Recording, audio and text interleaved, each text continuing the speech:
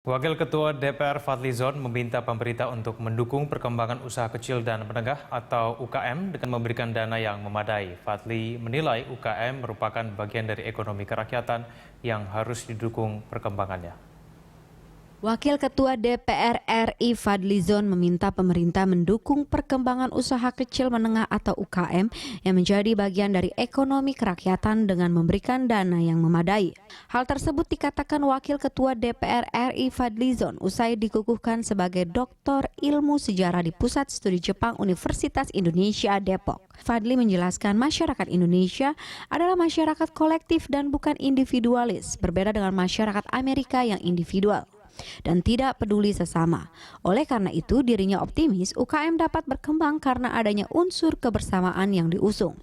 Fadli menyayangkan saat ini perkembangan koperasi di Indonesia kalah saing dengan struktur ekonomi yang lainnya. Koperasi itu dibentuk sebagai usaha untuk menghimpun para anggotanya, kemudian mereka berusaha dan menjalankan kegiatan ekonomi untuk kemakmuran, kira-kira begitu. Nah, tetapi kan sampai sekarang kita melihat bahwa koperasi di Indonesia kurang berjalan seperti yang diharapkan.